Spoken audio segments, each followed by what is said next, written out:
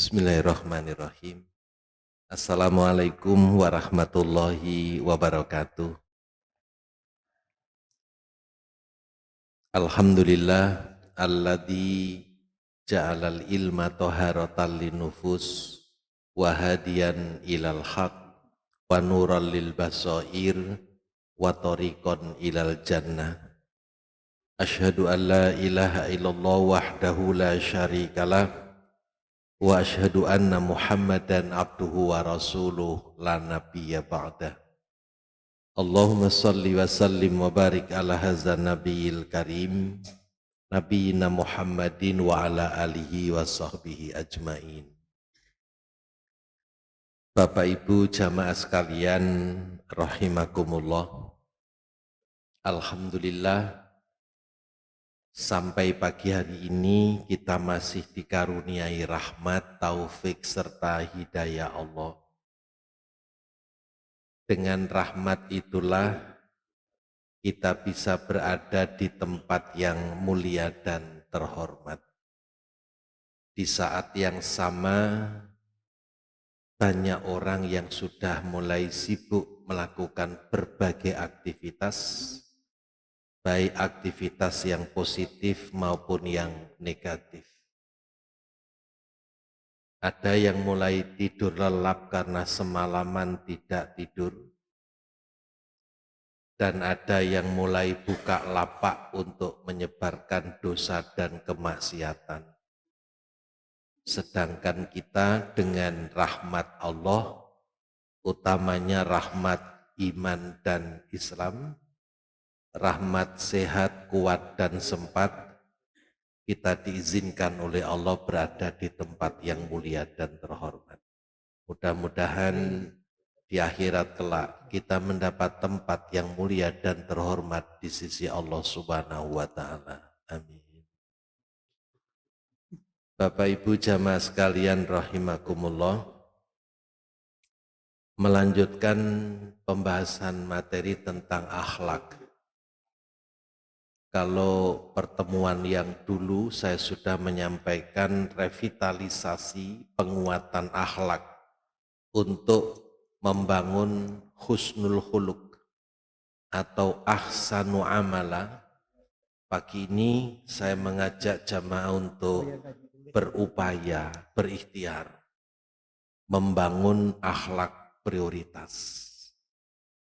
Yang dimaksud dengan akhlak prioritas adalah yang pertama, akhlak ajaran Islam itu harus diprioritaskan, harus dinomorsatukan.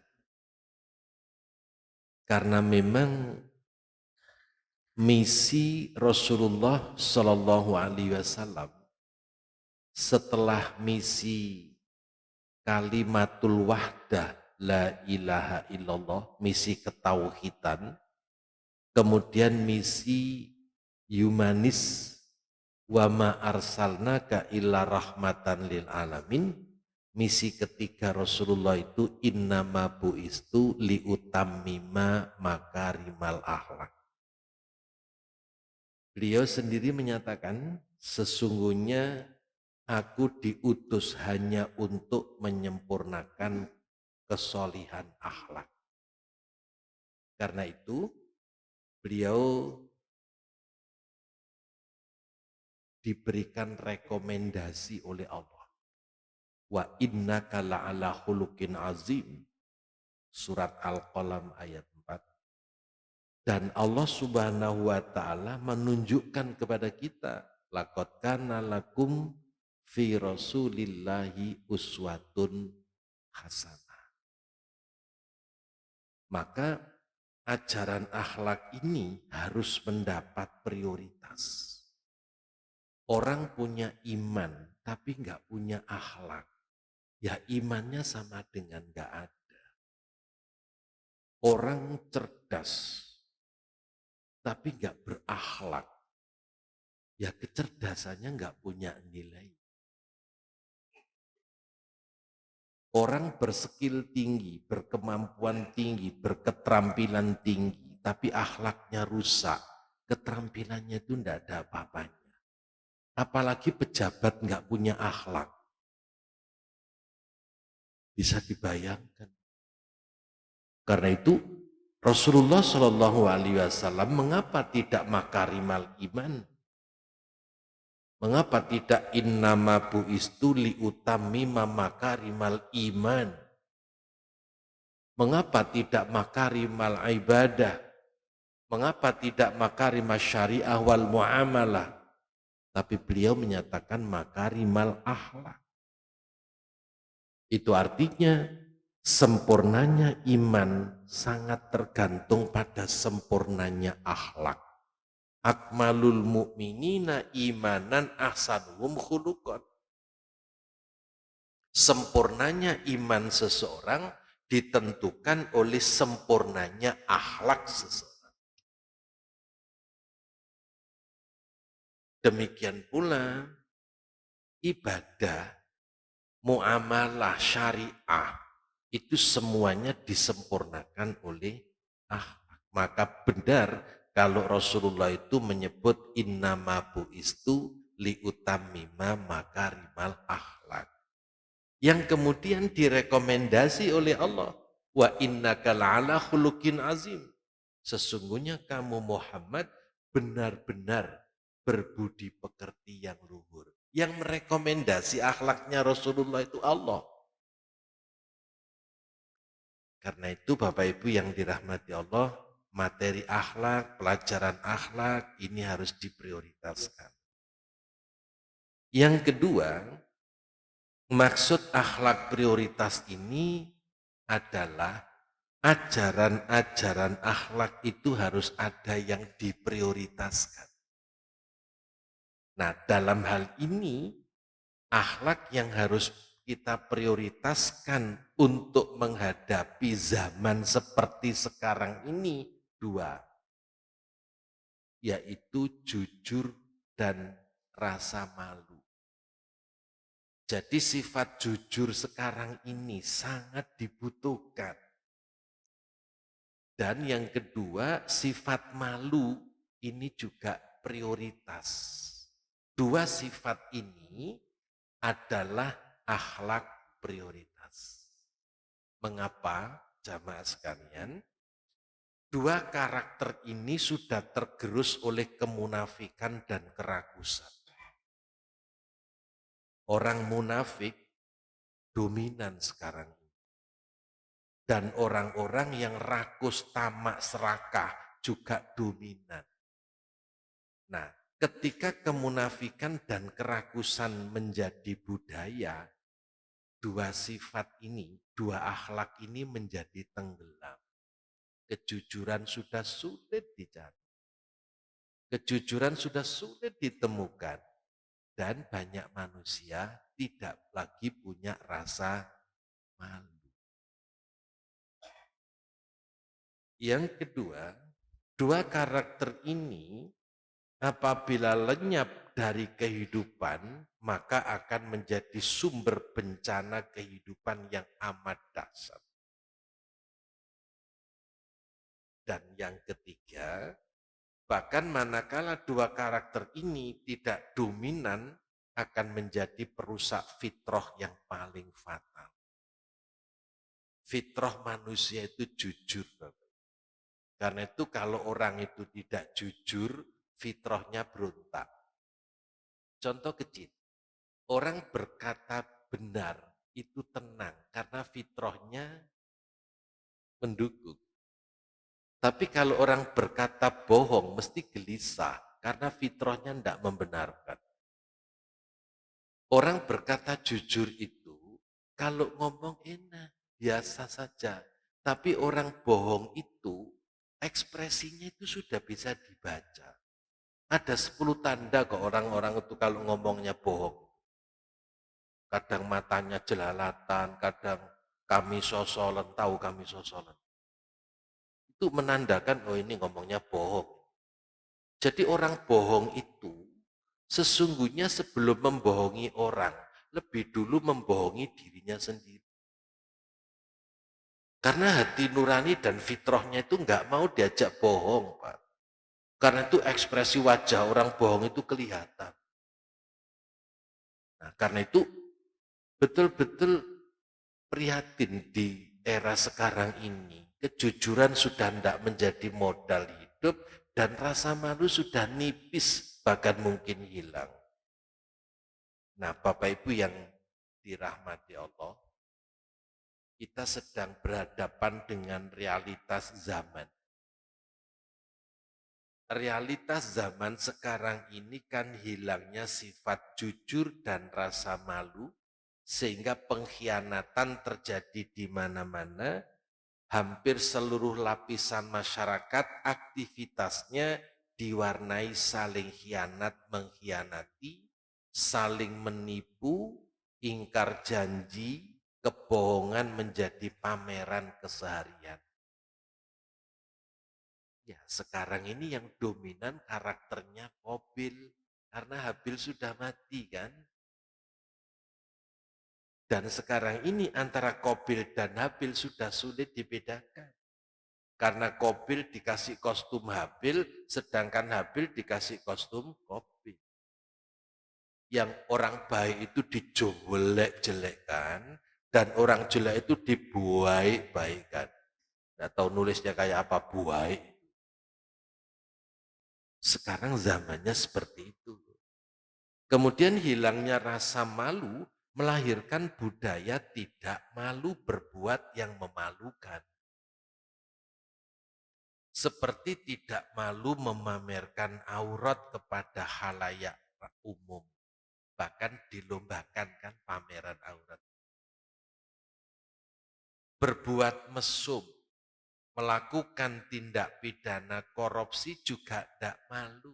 Disorot TV cengengesan. Masuk penjara pun tidak menampakkan rasa malu dan rasa bersalah. Itulah akhlak yang sekarang sedang kita hadapi. Karena itu menjadi prioritas membangun akhlak jujur dan akhlak rasa malu. Malu itu harus menjadi rasa, bukan sekedar sifat. Artinya sudah menyatu dengan diri kita. Nah, Bapak Ibu yang dirahmati Allah, kesimpulannya apa? Hampir dapat disimpulkan bahwa zaman yang disebut milenia, zaman serba canggih, manusia merasa malu jika memiliki rasa malu. Mengapa? Karena semua sudah kehilangan rasa malu, sehingga malu jika masih punya rasa malu. Maka standarnya begini Bapak Ibu. Kalau kita melihat perbuatan orang yang memalukan, kita merasa malu, sedang yang berbuat memalukan tidak malu, berarti kita punya standar rasa malu. Orang sekarang berbuat yang memalukan, itu tidak malu. Sedangkan kita yang tidak berbuat memalukan, melihat orang berbuat yang memalukan itu, kita malu sendiri. Itu kita standar punya rasa malu. Ketika kita malu menjadi bangsa yang pejabatnya korupsi, nah kita masih punya standar rasa malu. Di saat pejabat yang korup gak punya rasa, alhamdulillah lewat masyarakat madani kita masih punya rasa malu. Sehingga tidak malu-maluin. Nah, Bapak Ibu yang dirahmati Allah. Apalagi kerakusan. Orang rakus kan seperti ini. Ini karena nggak punya rasa malu, sampai garbu-garbunya juga dimplok. Dimakan sudah bukan nasi sama jagung, tapi yang dimakan uang. Dan berdasi loh, ada dasinya. Tidak mungkin petani toh, tidak mungkin nelayan, tidak mungkin buruh bangunan. Berdasi, berjas. Nah, dimplok itu barang-barang haram itu. Dan mereka nggak punya rasa malu. Apalagi membabi buta. Padahal babi itu tidak buta kan. Sekarang yang terjadi begitu. Badannya saja manusia, tapi otaknya otak babi. Sehingga tidak malu melakukan tindak pidana korupsi. Dan itu dilakukan oleh pejabat kita. Dan mereka nggak punya rasa malu saat kita menjadi bangsa malu punya pejabat korupsi. Alhamdulillah kita masih standar, punya rasa malu. Nah, kalau ini sih kita pamer saja ini. Gitu ya. Kalau mau ngambil satu-satu, kalau ngambil satu-satu mau nggak bagi-bagi rata. Kalau ini sih pamer itu, karena rakus. Kalau tadi itu nggak punya rasa malu. Kalau ini rakus, Pak. Jadi sekarang budaya kerakusan, ketidakjujuran yang melahirkan rakus, rakus tamak serakah melahirkan ketidakjujuran dan rasa hilangnya rasa malu sehingga manusia berbuat malu tapi tidak merasa malu, itulah pameran sekarang ini. Nah, kayaknya ini mau kondangan ini ke mau mau mau suruhan ya. Kalau dalam bahasa Lamongan suruhan ya. Arepe bowoh. Nah, ini mau bowoh ini.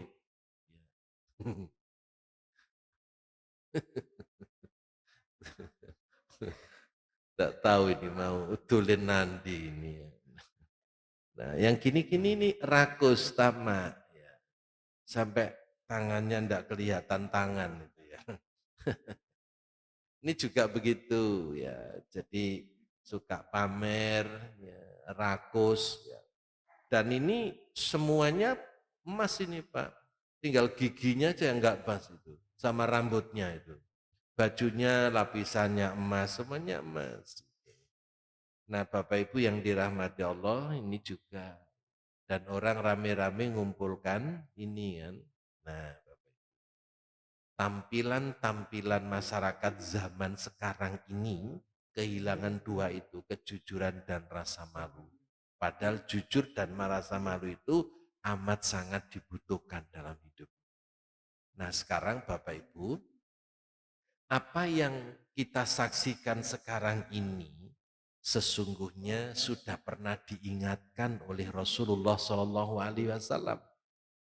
La taqumu sa'atu hatta yuhawwanal amin wa yu'tamanal khain hatta yadharal fuhsyu wat tafakhusu wa qati'atul arham wa su'ul jiwar. Hari kiamat tidak akan terjadi sehingga orang-orang yang dapat dipercaya itu didustakan, sedangkan orang-orang yang berkhianat justru dipercaya. Perbuatan mesum dan kata-kata kotor merupakan fenomena umum di tengah masyarakat. Terputusnya tali silaturahim dan hubungan bertetangga yang buruk. Ini warna hidup akhir zaman. Yang amanah dikhianati, dimusuhi, yang berkhianat malah diberi kepercayaan.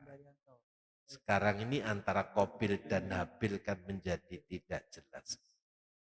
Karena ada polesan-polesan, ada aksesoris-aksesoris yang dapat menutupi karakternya Qabil. Sehingga dalam konteks dakwah agama, kita sekarang sedang berhadapan dengan demonologi. Demonologi itu artinya pencitraburukan terhadap Islam. Islam itu diperburuk terus. Dikesankan teroris, fundamentalis, radikal, dan segala macam. Itu dalam rangka apa? Ya, nutupi Habil yang baik itu dengan topeng keburukan. Sedangkan Qabil itu dikasih topeng-topeng yang bagus-bagus. Bapak Ibu bisa membaca maksud saya ya? Bisa sekali. Sudah berpuluh tahun. Saya aja sejak mengisi materi di sini tahun 2000, tanggal 16 Januari tahun 2000, berarti sudah 23 tahun ngaji di sini. Catatan saya masih ada. Nah, Bapak Ibu yang dirahmati Allah, inilah fenomena akhir zaman. Sekarang bagaimana kita membangun akhlak pertama, yaitu ini Bapak Ibu. Jadi, akhlak prioritas pertama itu adalah jujur. Rasulullah Shallallahu Alaihi Wasallam memberikan tanda orang yang beriman itu adalah orang yang amanah. La imana liman la amanata lahu waladina liman la ahdalahu. Tidaklah beriman orang yang tidak amanah dan tidaklah beragama orang yang tidak menepati janji. Hadis sahih riwayat Ahmad, Al-Bazzar, At-Tabrani dan Ibnu Hibban. Hadis Rasul ini memberikan warning yang sangat serius bahwa ada hubungan antara iman dan amanah. Maka kalau orang itu tidak amanah, ya imannya tidak ada. Jujur itu penanda keimanan seseorang. Kemudian, ladina liman la ahdalahu, tidak beragama bagi orang yang tidak menepati janji. Jadi, ingkar janji itu perusak Islam. Ingkar janji itu perusak agama. Maka mukmin dan muslim harus bebas dari kemunafikan. Karena ternyata tidak jujur itu wataknya orang munafik. Ingkar janji juga wataknya orang munafik. Maka iman dan Islam itu perusaknya adalah kemunafikan. Jadi Bapak Ibu, perusak iman yang paling dahsyat dari luar adalah sistem kemusyrikan. Sedangkan perusak iman dari dalam adalah sifat-sifat munafik. Tidak jujur itu wataknya orang munafik. Merusak iman. La imana liman la amanata lahu. Dan ingkar janji adalah sifat munafik yang merusak keagamaan seseorang. La dina liman la ahdalahu. Karena itu bebaskan diri dari dua sifat itu, munafik itu. Makanya iman kita akan sempurna kalau bebas dari kemunafikan, baik itu khianat, berkata bohong, dan ingkar janji. Nah Bapak Ibu, relasi iman, amanah, dan aman, inilah yang harus kita bangun. Bahwa orang beriman itu mesti amanah. Dan kalau orang beriman itu amanah, mesti melahirkan aman, rasa aman. Jadi orang beriman itu selalu baik. Karena apa? Memiliki sifat amanah. Dan kalau sudah punya sifat amanah, jujur, dapat dipercaya, maka dia mampu menciptakan rasa aman. Contoh, Bapak Ibu nitipkan barang kepada orang yang beriman dan amanah, perasaan Bapak Ibu mesti aman, tenang, tidak khawatir. Mengapa? Karena teman yang saya titipi ini orangnya amanah. Kita aman, barang kita ya aman karena dilindungi, dijaga oleh teman yang amanah. Kalau Bapak Ibu terpaksa nitip barang kepada orang yang tidak amanah, Bapak Ibu enggak merasa aman. Diliputi suasana khawatir, terus jangan-jangan nanti barang saya disalahgunakan. Jangan-jangan dibilang hilang tapi digadekan. Mengapa? karena tidak jujur, tidak amanah. Sehingga kita yang nitip barang tidak aman. Dan barang kita nggak ada jaminan aman. Karena apa? Berada di tangan orang yang tidak amanah.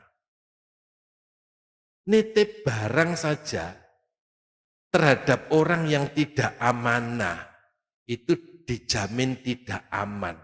Apalagi nitipkan negara kepada orang yang tidak amanah. Tahu maksud saya? Tahu. Nitip barang saja kepada orang yang tidak amanah, hati kita enggak aman. Barang enggak ada jaminan aman, apalagi nitipkan negara kepada orang yang tidak amanah. Kita ikut berdosa, nanggung dosa. Karena itu titipkan negara ini kepada orang yang amanah, dan itu mesti punya iman. Lah kalau imannya abal-abal, ibadahnya enggak jelas, ke masjid kalau sudah meresmikan saja ibadahnya enggak pernah ke masjid. Kan rata-rata pejabat gitu, ke masjidnya kalau hanya meresmikan gunting pita, nabuk gong gitu aja. Selanjutnya enggak pernah ke masjid. Jadi Bapak Ibu yang dirahmati Allah, suami yang beriman adalah suami yang amanah. Karena suami beriman dan amanah, istri aman. Karena apa? Suamiku amanah. Istri beriman adalah istri yang amanah. Istri yang beriman dan amanah, suami aman. Karena apa? Istriku orang yang amanah. Mar'atus sholihah. Jadi, siklus ini ideal sekali Bapak Ibu. Dan ini yang diajarkan oleh Islam. Bahwa orang yang beriman itu harus amanah. Dan orang yang amanah itu mesti menciptakan rasa aman. Maka sudah jauh sekali Allah memberi petunjuk kepada kita bahwa hidup adalah amanah. Inna aradnal amanata 'alas samawati wal ardi wal jibal. Fa'abaina ayyahmilna wasfakna minna wa hamalal insan innahu kana zaluman jahula. Sesungguhnya kami telah mengemukakan, menawarkan amanat kepada langit, bumi, dan gunung-gunung. Maka semuanya enggan menolak untuk memikul amanat itu dan mereka khawatir akan mengkhianatinya. Dan dipikullah amanat itu oleh manusia. Sesungguhnya manusia itu amat zalim dan amat bodoh.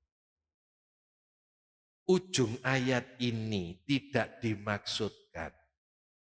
Ujung ayat ini tidak dimaksudkan bahwa manusia itu dengan menerima menjadi orang yang zalim dan bodoh. Amat zalim dan amat bodoh.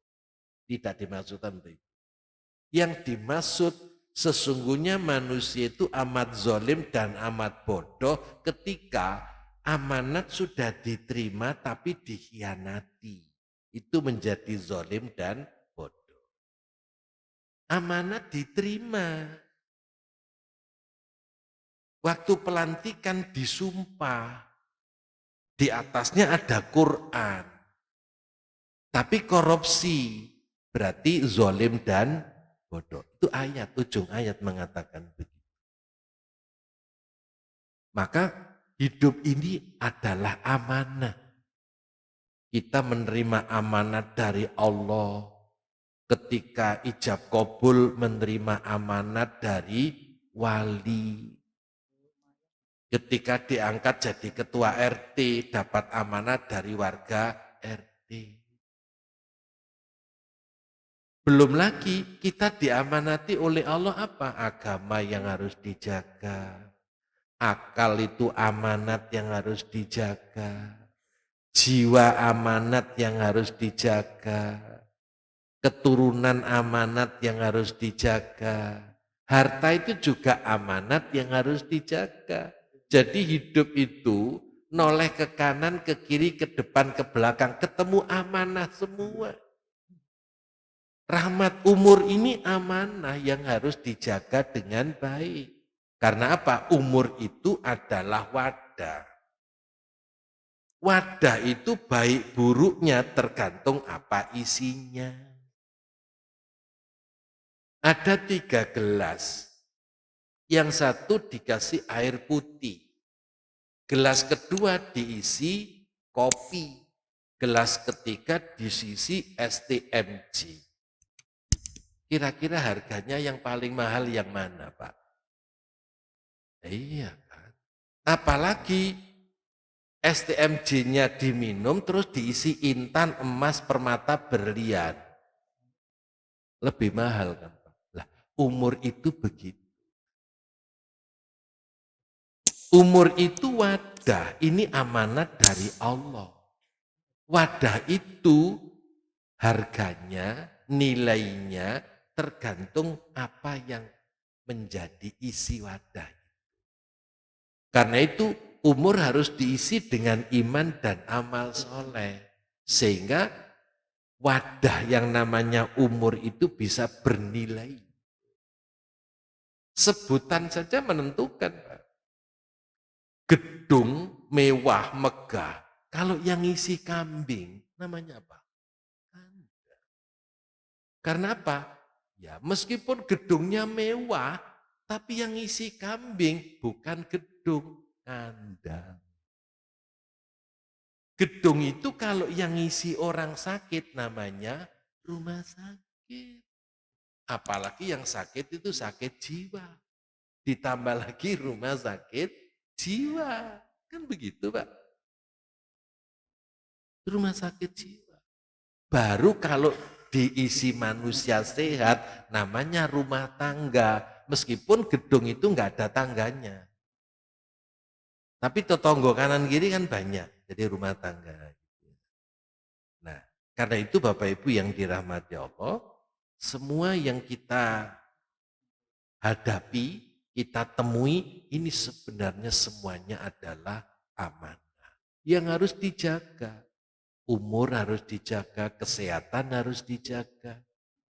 Organ-organ tubuh yang paling menentukan martabat kita ini harus dijaga.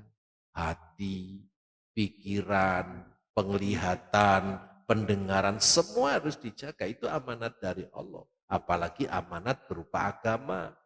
Apalagi amanat berupa kitab suci. Apalagi amanat yang disampaikan oleh Rasulullah SAW. Dijaga semua. Bapak Ibu, kepada orang beriman, secara khusus Allah panggil. Ya ayyuhallazina amanu la tahunullaha wa rasulah wa tahunu amanatikum wa antum ta'lamun. Ujung ayat itu kesimpulan. Wa antum ta'lamun itu penting. Wahai orang-orang yang beriman, janganlah kamu mengkhianati Allah dan Rasul Muhammad. Dan juga jangan kamu mengkhianati amanat-amanat yang dipercayakan kepadamu. Sedang kamu mengetahui. Orang melanggar, tidak tahu kalau itu pelanggaran, masih maklum. Pak. Tapi kalau orang itu tahu, kalau itu dilanggar, kok melanggar, nah itu yang jadi masalah. Yang jadi masalah. Karena itu Bapak Ibu, wa antum ta'lamun harus menjadi kata kunci dalam membangun sikap amanah. Bapak Ibu yang dirahmati Allah, sekarang bagaimana langkah membangun pribadi amanah ini? Satu, mengimani dan mengamalkan ayat Allah yang memerintahkan bersifat amanah. Yang kedua, memelihara iman jangan sampai dirusak oleh sifat khianat dan dusta. Yang ketiga, menumbuhkan fitrah kejujuran. Bahwa semua manusia senang dengan kejujuran. Tidak ada manusia yang rela dikhianati.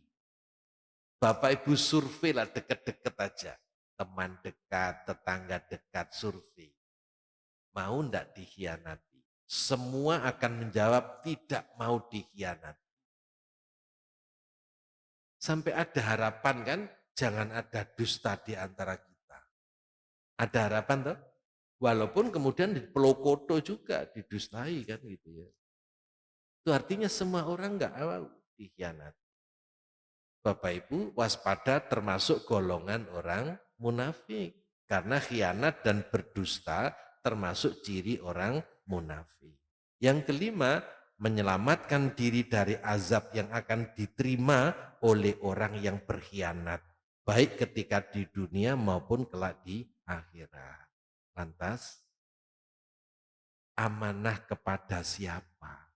Jujur terhadap siapa? Yang pertama prioritasnya kepada Allah. Karena pertama kali yang memberi amanat adalah Allah. Yang kedua, jujur kepada diri sendiri. Realitas kemampuan diri harus kita perhatikan. Karena kebanyakan manusia itu punya watak melampaui batas.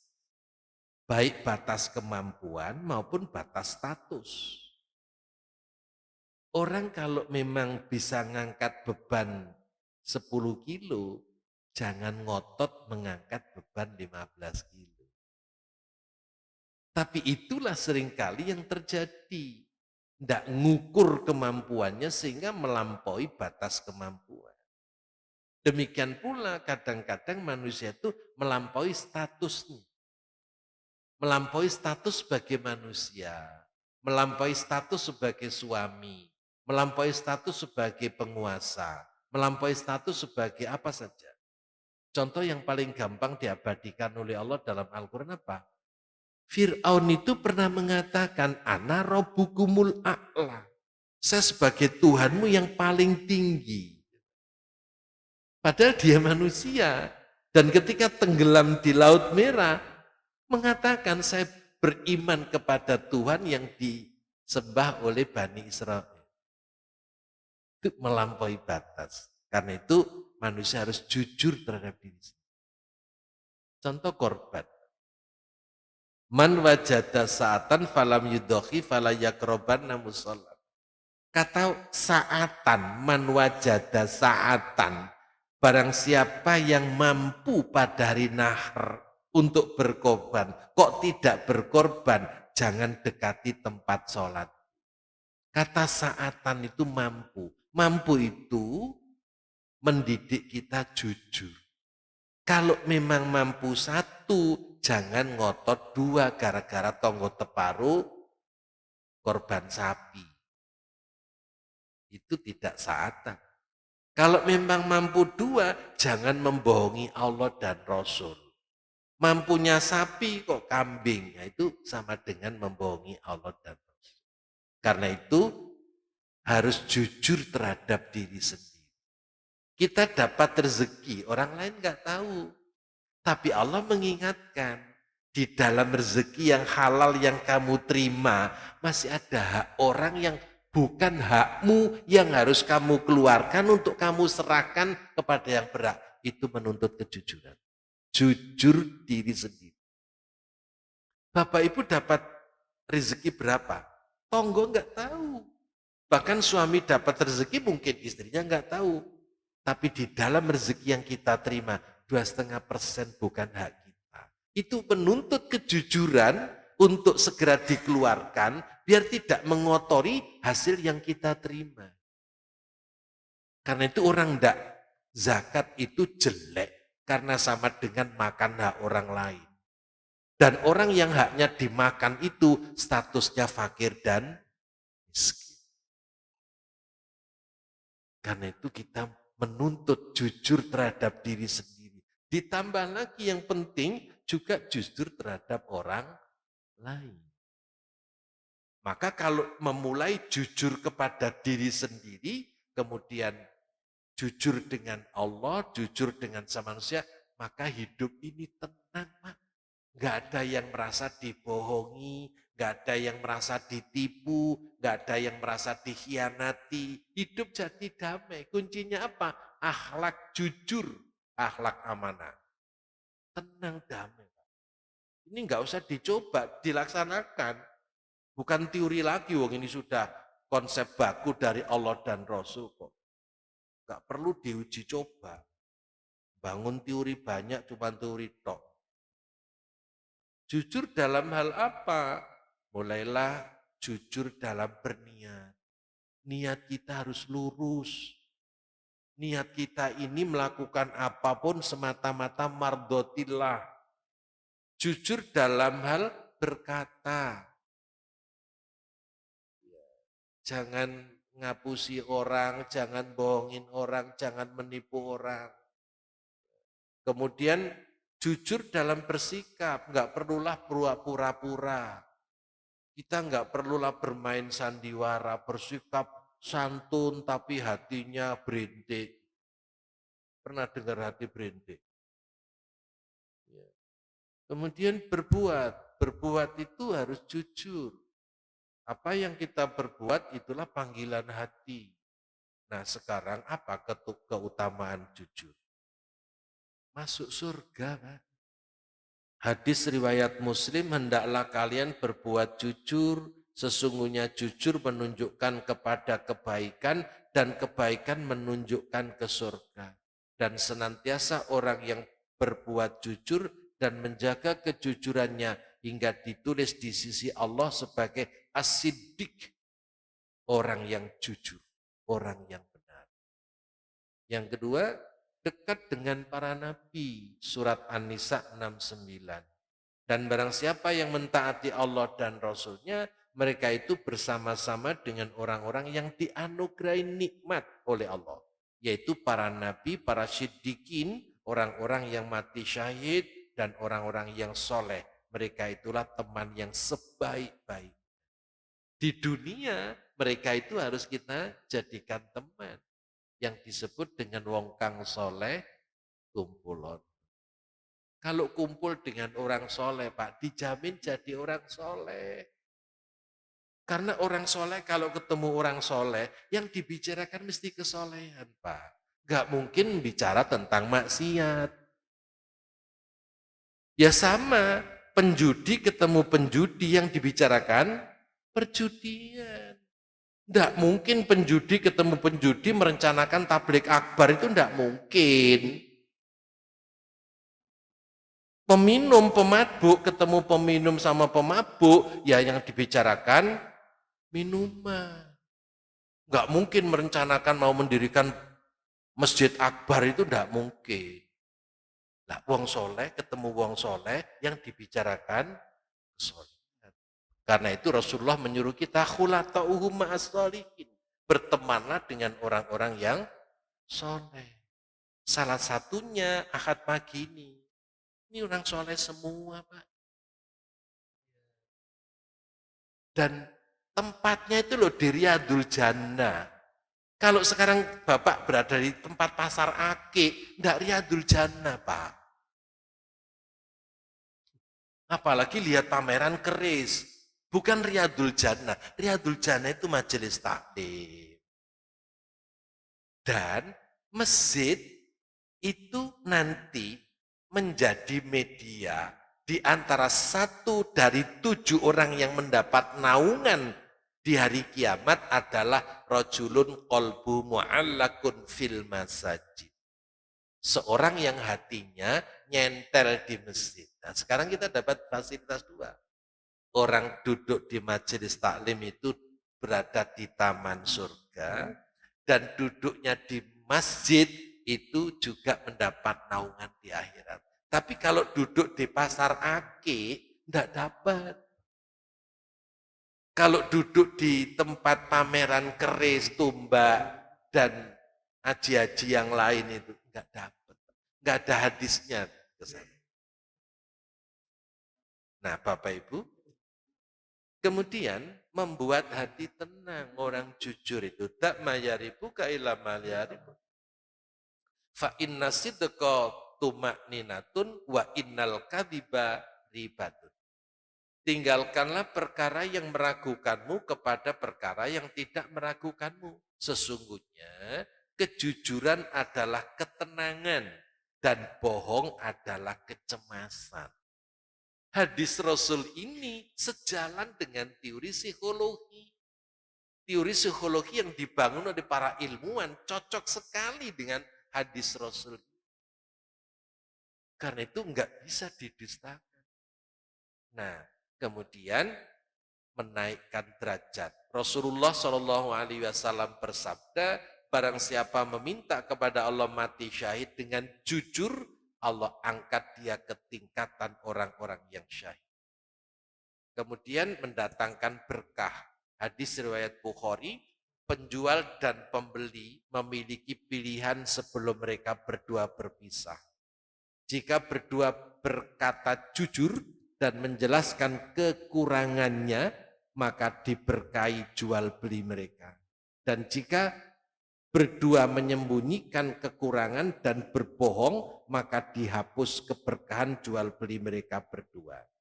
Bapak Ibu yang dirahmati Allah, sekarang dampak buruk tidak jujur seperti apa? Saya mengutip pandangan almarhum Bapak Muhammad Hatta, Wakil Presiden pertama kita. Beliau mengatakan begini, kurang cerdas dapat diperbaiki dengan belajar. Kurang cakap dapat dihilangkan dengan pengalaman. Namun tidak jujur itu sulit diperbaiki. Mengapa beliau mengatakan begini? Berarti beliau menemukan kasus di zaman itu sudah banyak orang yang tidak jujur. Artinya apa? Sudah banyak pengkhianat. Tidak mungkin beliau mengatakan gini tanpa melihat fenomena. Dan siapa saja pengkhianat itu yang dimaksud oleh Pak Muhammad Hatta? Tentu Bapak Ibu tahu karena baca sejarah. Pak Hamka mengatakan, jujur merupakan modal hidup yang paling mahal. Jika orang hidup tidak jujur, maka akan kehilangan modal hidupnya karena tidak ada lagi orang yang mau percaya. Orang bangkrut, kalau dia jujur, masih banyak teman-teman yang nawarkan kerjasama. Tapi kalau bangkrutnya itu karena berkhianat, tidak ada satupun teman yang dekat. Malah nyukur kita rasa, emploen. Ali bin Abi Thalib mengatakan, berhati-hatilah dengan kebohongan, baik besar ataupun kecil, serius atau bercanda. Karena jika seorang menceritakan sebuah kebohongan kecil, maka dia akan memiliki keberanian untuk menceritakan kebohongan besar. Ali bin Abi Thalib mengatakan, wahai manusia, cobalah untuk berlaku jujur, karena Allah akan menolong orang-orang yang jujur. Hindari berbohong karena itu akan merusak imanmu. Ketahuilah bahwa orang jujur berada di ambang kemuliaan dan kehormatan, sementara pendusta berada di ambang kehancuran dan kebinasaan. Nah, hilangnya kejujuran akan melestarikan sifat khianat, menipu, curang, dan munafik. Bapak Ibu amati ini.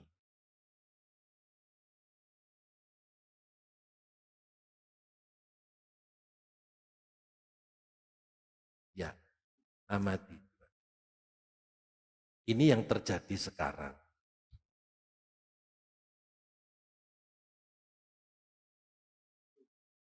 Sudah mulai ada kecurangan? Barang yang ditimbang, dilepas, diganti barang busuk yang sudah disiapkan. Nah, Bapak Ibu, inilah sekarang ini partai kecil ini, pedagang kecil, apalagi pedagang besar, apalagi pedagang super besar. Nah, cermat Bapak Ibu.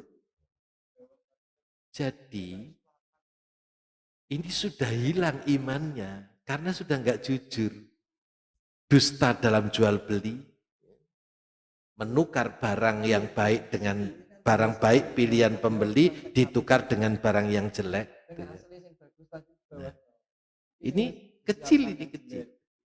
Tapi ini tidak boleh dibiarkan. Ada lagi Bapak. Jualannya juga jualan kecil-kecilan kok, cuman langsep itu. Ya bukan cuman sih pedagang langsep gitu ya. Ya, pedagang langsep. Coba dia tukar dengan yang sudah disediakan tapi jelek-jelek. Nah, dia ngambil timbangan dengan ngambil langsep yang sudah disiapkan di kresek. Triknya pembohong dalam jual beli begini. Dan sejak zaman nabi-nabi terdahulu, Pak, yang namanya curang dalam jual beli itu sudah diingatkan oleh para rasul. Sudah terjadi sampai sekarang. Kurang apa pembelinya sampai mengamati timbangannya, padahal yang ditimbang itu barang busuk kan gitu ya. Nah seperti itu Bapak Ibu. Baiklah kita tinggalkan saja. Nah sekarang rasa malu, tinggal 2 menit ini Pak. Rasa malu Bapak Ibu. Imam Al-Qurtubi berkata, Al-Mustafa itu Rasulullah Shallallahu Alaihi Wasallam adalah orang yang pemalu. Beliau menyuruh umatnya agar mempunyai sifat malu. Artinya malu berbuat yang memalukan. Karena itu Ali bin Abi Thalib mengatakan, orang yang tidak tahu tidak selayaknya malu bertanya. Dan orang yang ditanya tidak perlu malu bila tidak mengetahuinya untuk mengatakan, mohon maaf saya tidak tahu. Akan saya buka literatur saya, akan saya tanyakan kepada senior saya. Itu bagus. Karena apa? Kalau seorang yang ditanya mempertahankan gengsi, wong sudah ustadz ditanya kok nggak tahu, akhirnya menjawab dengan kebodohannya. Akhirnya yang disebarkan adalah kebodohan dan kesesatan. Karena itu kalau tidak tahu jangan malu bertanya. Karena malu bertanya sesat di jalan. Akhirnya jalan. Dan yang ditanya jangan malu untuk minta, mohon maaf ya saya kok belum pernah membaca hadis ini. Kok belum pernah saya menemukan literatur. Saya akan saya coba buka literatur dulu. Atau tanya kepada saya. Itu jempol.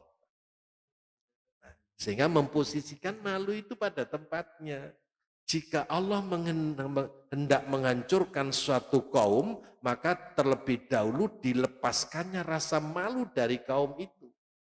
Sehingga kalau sudah enggak malu seperti kaum Nabi Lut, negeri Sodom itu sudah perilaku tidak punya rasa malu.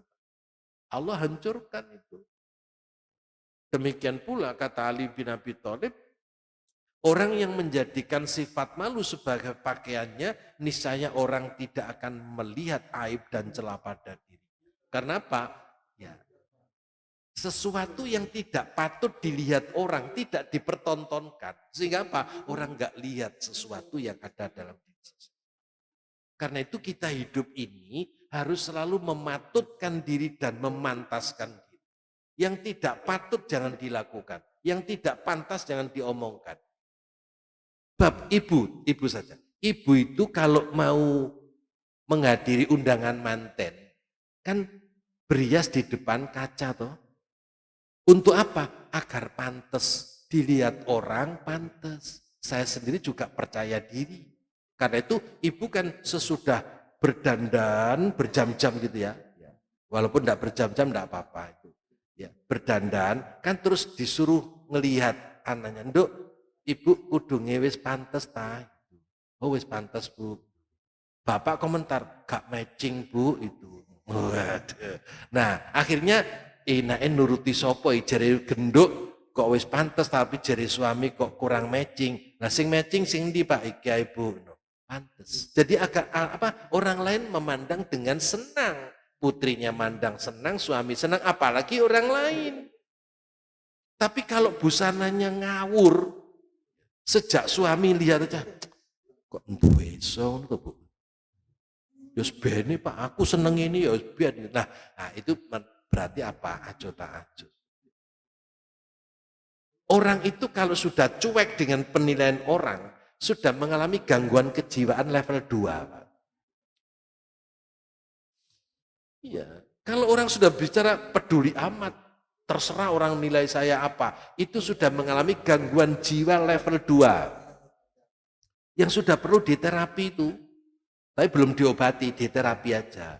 Nanti kalau sudah level 3 itu diobati, Pak. Nah, Bapak Ibu yang dirahmati Allah. Jadi, kemudian relasi iman dengan malu apa? Sama dengan iman dan amanah. La imana liman la amanatalu wala dina liman la adalahu. Nah, sedangkan iman relasinya dengan malu al haya wal imanu kurina jami'ah. Fa idza rufi'a ahaduhuma rufi'al akhar. Rasa malu dan iman itu sebenarnya berpadu menjadi satu. Maka bila mana lenyap salah satunya, hilang pula lah yang lain. Jadi hilangnya iman itu kalau sudah rasa malu seseorang itu lenyap. Hilangnya iman kalau amanah sudah enggak ada dalam diri seseorang. Karena itu penting, ini prioritas. Menanamkan amanah dan rasa malu itu prioritas.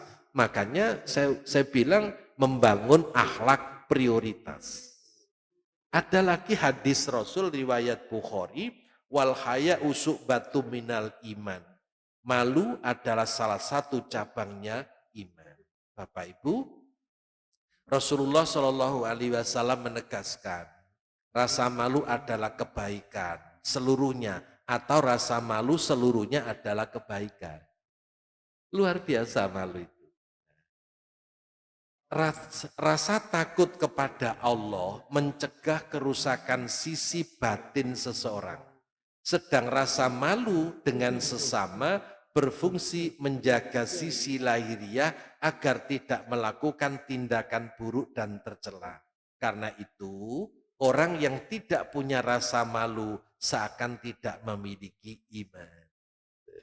Nah, sekarang apa keutamaan rasa malu?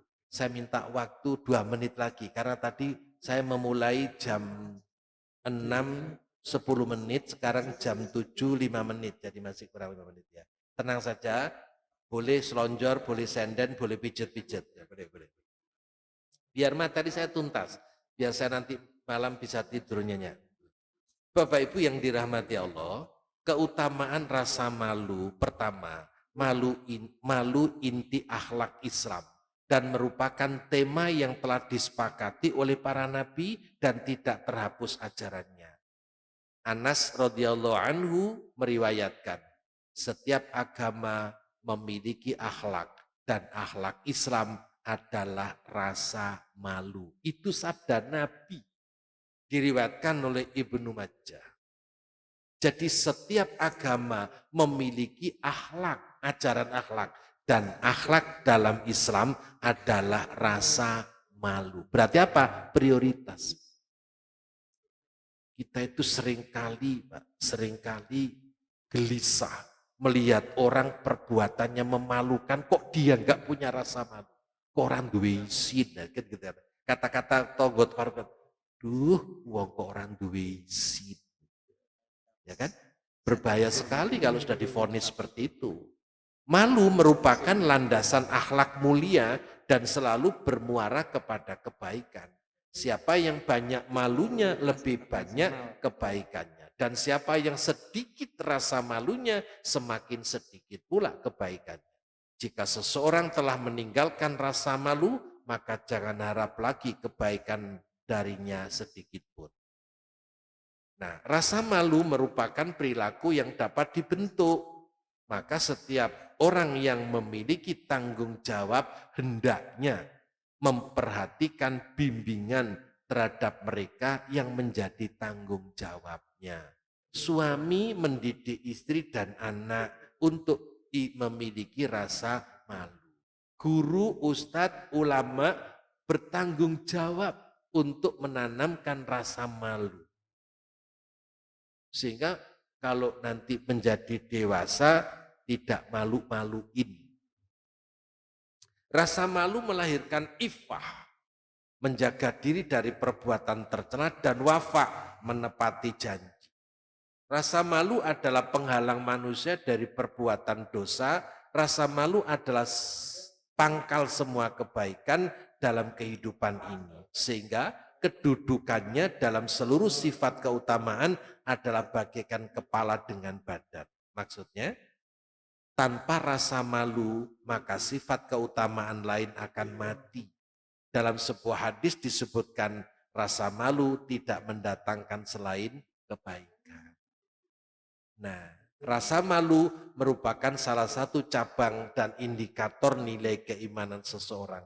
Al-haya'u minal iman wal imanu fil jannah wal bada'u minal jafa wal jafa'u finnar.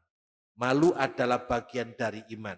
Sedangkan iman tempatnya di surga. Dan perkataan kotor adalah bagian dari tabiat kasar, sedang tabiat kasar tempatnya di neraka.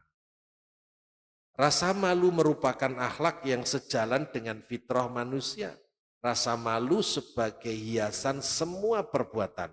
Hadis Rasul riwayat Tirmidzi dan Ibnu Majah menegaskan, tidaklah ada suatu kekejian pada sesuatu perbuatan kecuali akan menjadikannya tercela. Dan tidaklah ada rasa malu pada sesuatu perbuatan kecuali akan menghiasinya. Karena itulah malu tidak dapat dipisahkan dari keimanan, keduanya selalu hadir bersama-sama, maka kuat iman seseorang, makin tebal pula rasa malunya. Sekarang dampak buruk hilangnya rasa malu apa? Mengerikan, Pak. Rasulullah Shallallahu Alaihi Wasallam bersabda, sesungguhnya ungkapan yang telah dikenal orang-orang dari ucapan nabi-nabi terdahulu adalah jika engkau tidak malu, berbuatlah apa yang engkau suka. Wes sakarepmu. Jadi kata kuncinya wes sakarepmu, terserah. Itu. Nah, Salman Al-Farisi pernah mengutip hadis Rasul Shallallahu Alaihi Wasallam yang artinya, sungguh jika Allah berkehendak untuk membinasakan seseorang, maka akan Allah hilangkan rasa malu dari diri orang tersebut. Jika rasa malu sudah tercabut dari dirinya, maka tidaklah kau jumpai orang tersebut melainkan orang yang sangat Allah murkai. Setelah itu akan hilang sifat amanah dari diri orang tersebut. Jika dia sudah tidak lagi memiliki amanah, maka dia akan menjadi orang yang suka berkhianat dan dikhianati. Setelah itu, sifat kasih sayang akan dicabut darinya. Jika rasa kasih sayang telah dicabut, maka dia akan menjadi orang yang terkutuk. Sesudah itu ikatan Islam akan dicabut darinya. Mengerikan, Pak. Karena itu Bapak Ibu yang dirahmati Allah, dua akhlak ini harus menjadi prioritas. Jujur dan sifat malu. Pas 1 jam saya menyampaikan, tadi jam 6:10, saya sekarang berhenti jam 7:10. Kalau ada setengah menit lebih dipotong sendiri saja. Demikian Bapak Ibu, saya senang sekali bertemu Bapak Ibu sekalian karena jamaahnya bagus-bagus ya. Soleh-soleh, beriman dan bertakwa.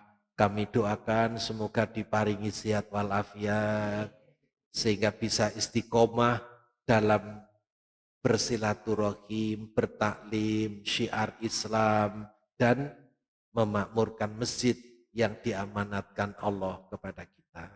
Mudah-mudahan kita semuanya dicatat menjadi ahli surganya Allah Subhanahu wa taala.